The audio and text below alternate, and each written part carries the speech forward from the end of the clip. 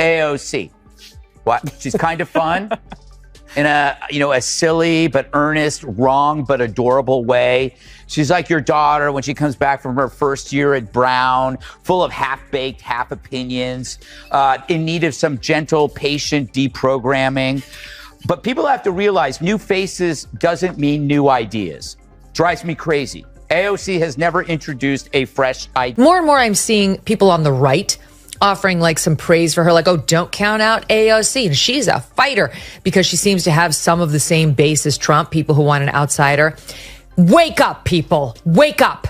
She was 100% on the side of Jordan Neely here, throwing out all the racism accusations and all that her woke identity politics playbook. She is no friend to reason. So stop, okay? Just stop. The praise of AOC has to end from anybody who wants justice, wants reason, wants sanity to prevail, and isn't on the side of... Just when AOC assumed her latest social media take would ignite the internet with endless praise and fire emojis, Greg Gutfeld and Megyn Kelly crashed the party like uninvited guests, ready to flip the script. Gutfeld went on the offensive like a seasoned headliner at an edgy comedy club, landing one satirical punch after another. Kelly, conversely, maintained a surgical composure as she dismantled the congresswoman's logic piece by piece, similar to someone trying to solve a complex puzzle without the reference image. Meanwhile, AOC appeared to lose her footing entirely, cycling through buzzwords so rapidly it resembled a high-speed blender spinning without a lid. The entire scene spiraled into a digital train wreck. So, what specific words were uttered that transformed her viral victory into a public relations disaster? It turned out to be more chaotic than a floor vote on a Friday afternoon. Me crazy. AOC has never introduced a fresh idea or issue in her life. The reason why she gets along with Bernie is because she's like an 80-year-old leftist in a used bookstore. I mean, she may look fresh, but she's as stale as an abandoned futon on the street. It's like, I listen to her, I go, I heard that at Berkeley in 19... OC walked straight into a rhetorical ambush, projecting her signature, tax the rich energy, while sipping an expensive artisanal latte and lecturing on macroeconomics like she just finished a 5-minute explainer video. But this wasn't a standard policy debate. It felt more like a self-inflicted PR wound that she couldn't stop from bleeding. Greg Gutfeld and Megyn Kelly didn't even need to raise their volume to make an impact. They simply lit the fuse and watched the shaky foundations of the Green New Deal narrative crumble under its own weight. It was like watching a delicate ice sculpture sitting under heavy studio heat, slowly losing its shape while the cameras captured every melting second. Check in on AOC and see what she has to say. Any quick reaction on what's going on with Elon Musk and President Trump on Twitter right now? Oh man, the girls are fighting, aren't they? I think this breakup we've been seeing a long time coming, but we'll see what the impacts are of it legislatively. Okay. You're so cool referring to them as the girls. She's above it all, Ben. That's what she's trying to telegraph. You see, she's the adult in the room, the one out there who does a preacher accent, and she leans into her fake Latina accent. Let's be real. This wasn't an exchange of ideas, a professional dialogue, or even a civil disagreement between peers. It felt more like showing up to a heavy artillery battle armed with nothing but a plastic spoon. In a trendy corner of Washington, D.C., Alexandria Ocasio-Cortez issued a provocative statement. That comment traveled instantly to two media powerhouses who have zero tolerance for what they describe as economic hallucinations and even less patience for performative activism masquerading as serious national legislation. Surprise, who would go see a movie that's the opposite of entertaining? There's nothing entertaining about that. Michael Moore's colonoscopy is more entertaining than that because there's probably more twists. But it does show you how great it is to be a progressive in a liberal biased culture. She really doesn't do her job, right? She makes movies, she goes to galas, she sits for glossy butt-kissing interviews in GQ and other women's mags. Once you get over to the fact that you're hollow inside, it's not a bad life. Greg Gutfeld arrived with all the serenity of a demolition crew at a quiet meditation retreat. He took one glance at AOC's newest proposal and dismissed it with the same level of seriousness most people give to a suspicious winner notification in their spam folder. Megyn Kelly was right on his heels, weaponizing razor-sharp sarcasm, receipts, and the focused energy of a professional who has been archiving rebuttals for every trendy slogan that tries to market itself as a historical revolution. Their problem is, and the reason why they don't have any ideas is they operate on half opinions. Like, what if we get rid of cash bail? Oh, let's do it. What happens? You have repeat criminals wreaking havoc. What if we have sanctuary cities? Hey, let's do it. What happens? You have rapists and killers, finding sanctuary, safe haven. What if we give trans rights that we don't have? Well, you just ruin women's sports. You ruin safe spaces. You make kids' lives hell. But you don't think about, they never think about what their ideas incentivize. That would be nice. So where are their ideas going to come from? The friction started when AOC decided she was the one to redefine the very meaning of American prosperity and success. Her latest manifesto felt less like a rigorous policy white paper and more like a collection of recycled social media captions, heavy on the catchphrases, but completely void of any technical data. In her projected version of tomorrow, the national economy would function like a non-profit yoga studio funded entirely by good intentions. There was less emphasis on individual merit or competitive drive and more on forced equity. Critics argue her utopia looks like a mandatory group project where the work is optional, but everyone expects a gold medal at the finish line. A little bit of the New York Times review.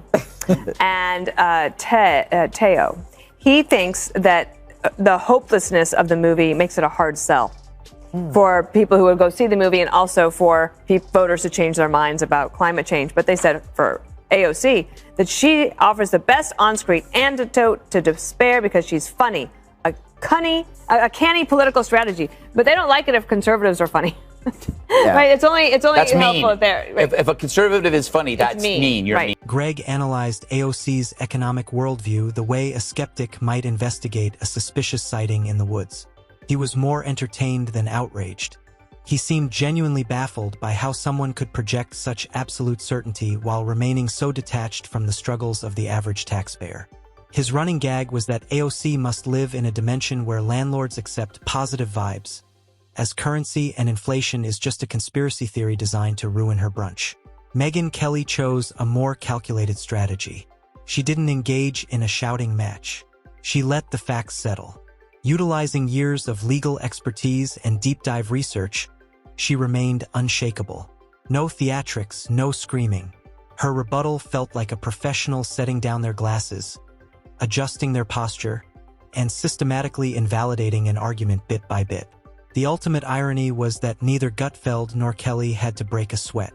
They just highlighted reality, and AOC's own narrative seemed to implode on contact. Performance from AOC, who decided to go to the Bronx and pretend she was Cardi B.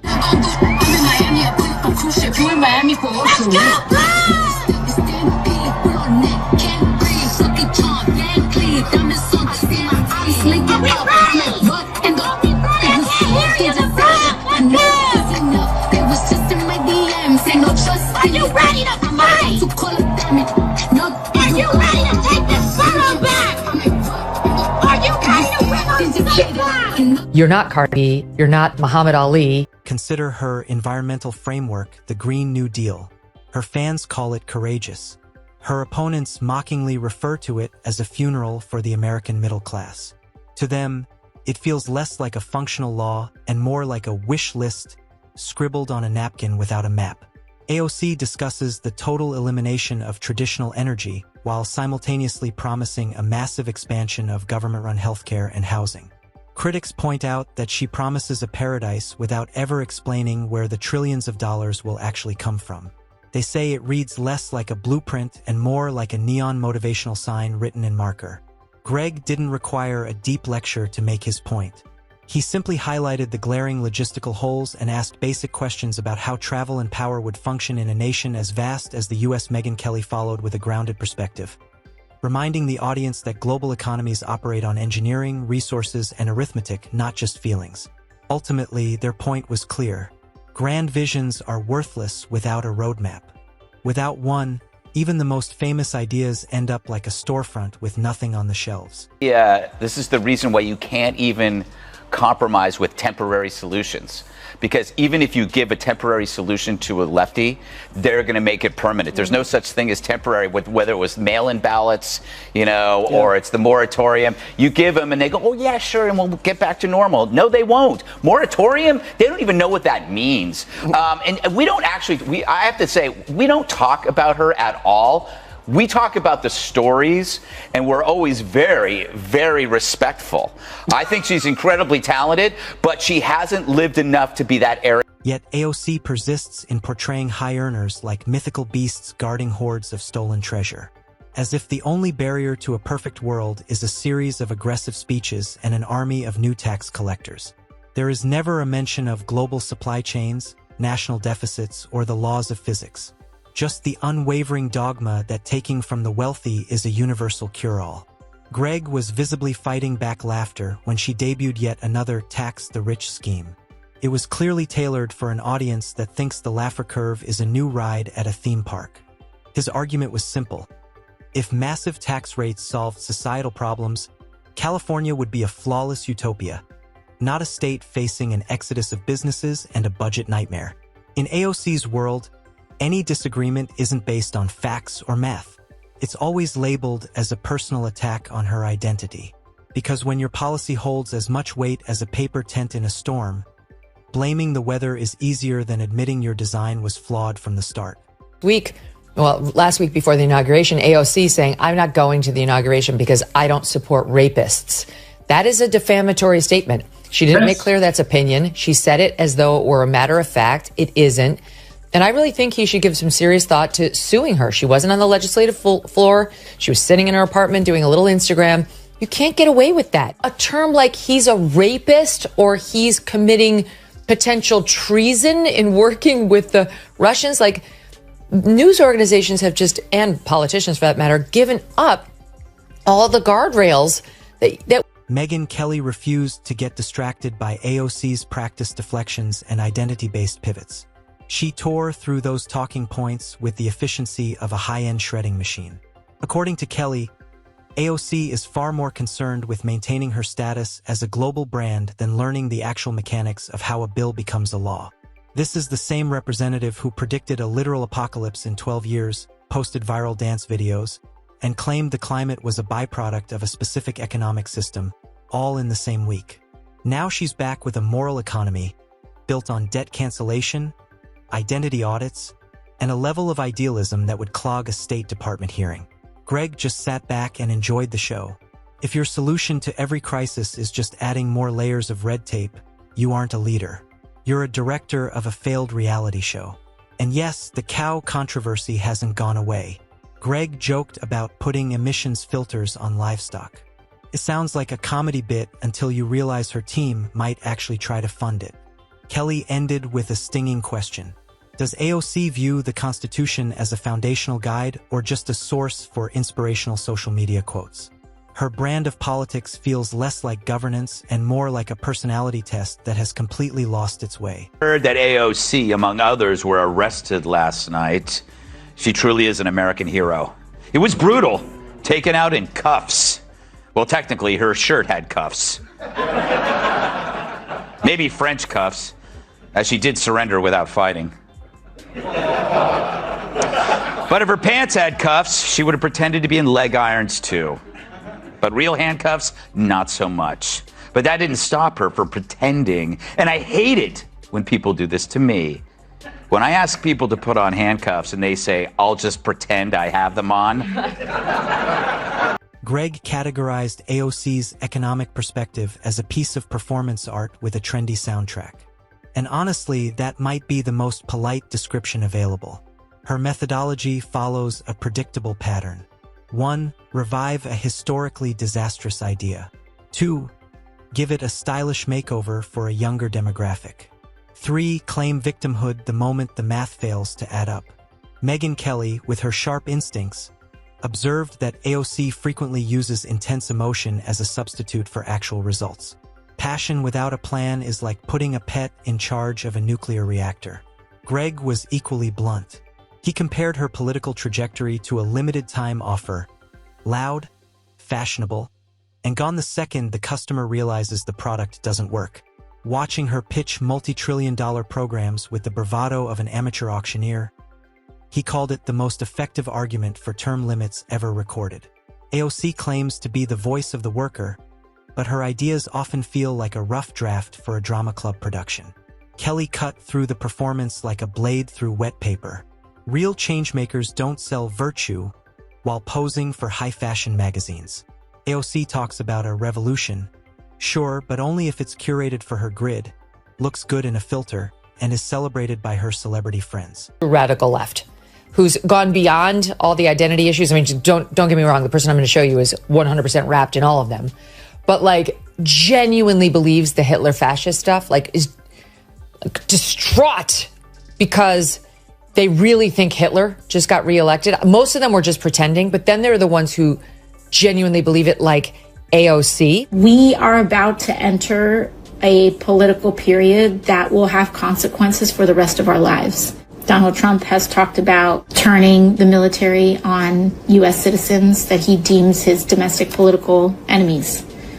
Authoritarians and people that he affiliates closely with and strongmen abroad in regimes like that, it is not uncommon to jail political dissidents or legislative. Greg captured the essence of the problem perfectly. AOC isn't a threat because she has power. She's a threat because people pretend she has a clue. While she treats the halls of Congress like a backdrop for an influencer vlog, the actual professionals are left trying to clean up the mess left by her latest soundbite. And here is the real kicker. Gutfeld and Kelly didn't even have to use insults. Simply reading her actual quotes out loud was enough to trigger a total collapse of her credibility. AOC doesn't need political enemies. She is a self-sabotaging hazard to her own movement. Her professional history looks like someone who confused a campus protest with a governing philosophy. Is she high energy? Without a doubt. Is she focused on reality? Not in the slightest. Greg joked about gifting her a basic finance textbook. Kelly added, "Make sure it has pictures for every fantasy project she creates."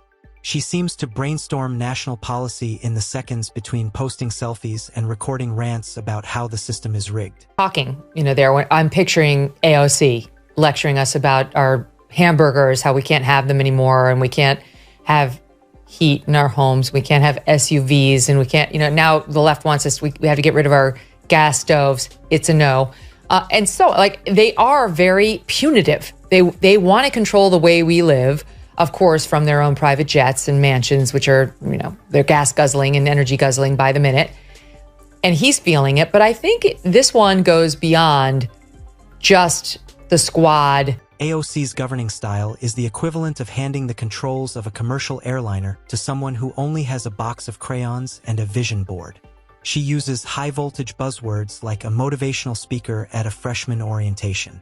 They sound impactful until you actually look at the data. Strip away the social media polish and there is zero substance holding the structure together. Megyn Kelly didn't even break a sweat. She coolly dismantled AOC's claims with surgical precision, revealing the hollow core beneath the rhetoric. Greg didn't bother with being polite, bringing a metaphorical blowtorch to the conversation, mocking the absurdity of someone attacking the free market while reaping every possible benefit from it. Her newest concepts treat the laws of supply and demand like an optional elective and seek total control over systems she clearly doesn't understand. Yet, her supporters cheer as if it were a life-changing epiphany. Kelly and Gutfeld weren't buying the act. A slogan is not a strategy. An emotion is not a statistic. A social media stream is not an act of Congress. Remove the digital filters and what remains is a fragile cocktail of failed ideologies served with a heavy dose of arrogance. But AOC won't stop, because when reality hits, she just finds another lens, another headline, and another performance to keep the act alive. And this brings us to the end of today's video.